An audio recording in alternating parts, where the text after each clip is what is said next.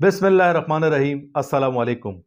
فلسطین حضرت عیسیٰ علیہ السلام کے دور میں رومن امپائر کہلاتا تھا۔ یہاں کے لوگ بت پرست تھے۔ جب حضرت عیسیٰ علیہ السلام نے اسلام کی تبلیغ شروع کی تو سارے رومی حضرت عیسیٰ علیہ السلام کے خلاف ہو گئے اور انہوں نے حضرت عیسیٰ علیہ السلام کو سولی پر چڑھانا چاہا، مگر اللہ تعالیٰ نے آپ کو آسمان پر زمین سے زندہ اٹھا لیا۔ حضرت عیسیٰ علیہ السلام کو آسمان پر زمین سے زندہ اٹھائے جانے کے بعد عیسائیوں کا حال بے حد خراب اور حالات ابتر ہو گئے۔ بت پرستی کرنے لگے اور ساتھ ہی لوگوں کو بھی بت پرستی پر مجبور کرنے لگے۔ اصحاب کہف کا واقعہ حضرت عیسیٰ علیہ السلام کے 100 سال بعد کا ہے۔ عربی زبان میں کہف بڑے غار کو کہتے ہیں۔ تاریخی کتابوں کے اوراق پلٹنے سے پتہ چلتا ہے کہ یہود و نصارہ اصحاب کہف کے بارے میں جانتے تھے، مگر اہل مکہ کو ان کا علم نہیں تھا۔ یہودیوں نے حضرت محمد صلی اللہ علیہ وآلہ وسلم سے 3 سوال کیے، جس میں سے ایک اصحاب کہف کے بارے میں تھا۔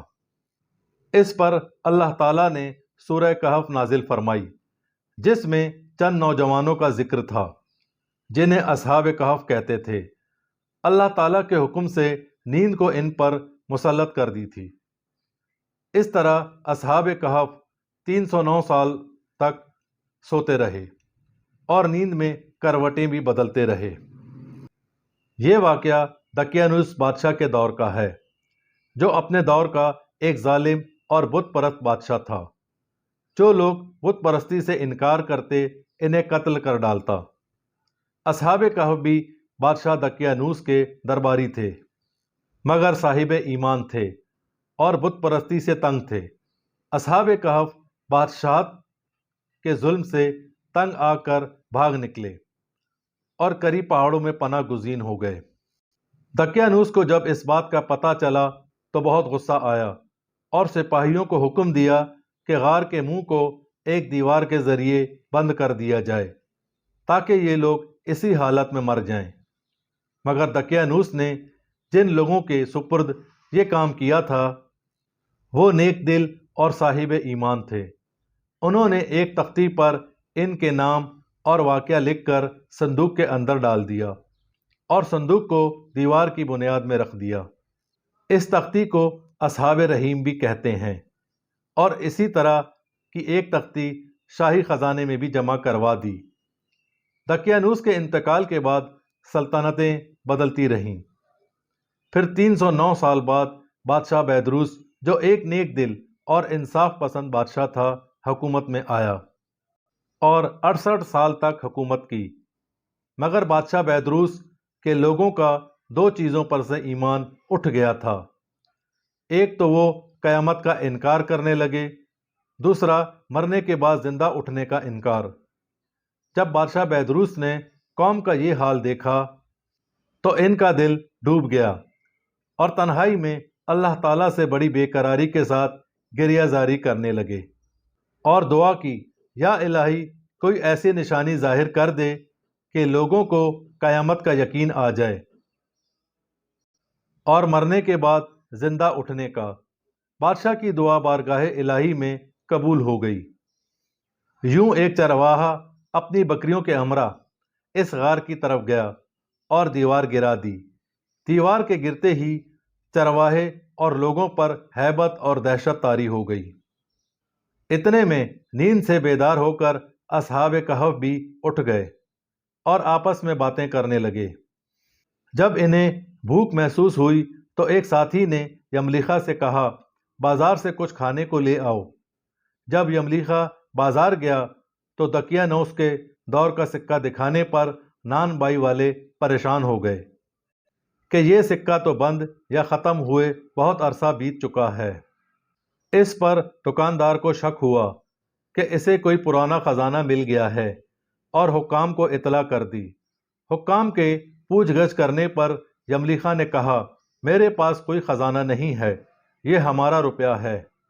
تو حکام نے بتایا، یہ سکہ تو 309 سال پہلے پرانا ہے اور ختم ہو چکا ہے، تو تم ابھی تک جوان کیوں ہو؟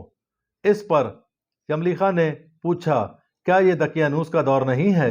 हुक्काम ने कहा, इसे तो गुजरे 309 साल हो चुके हैं और रुए ज़मीन पर इसका नाम लेने वाला भी कोई नहीं है।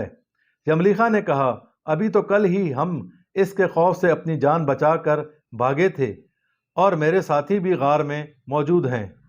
हुक्काम और लोगों की काफ़ी तादाद यमलीखा के साथ चल दी। हुक्काम और लोगों के वहां पहुंचने पर उन्होंने वो संदूक बरामद किया और तख्ती निकाल कर पढ़ी।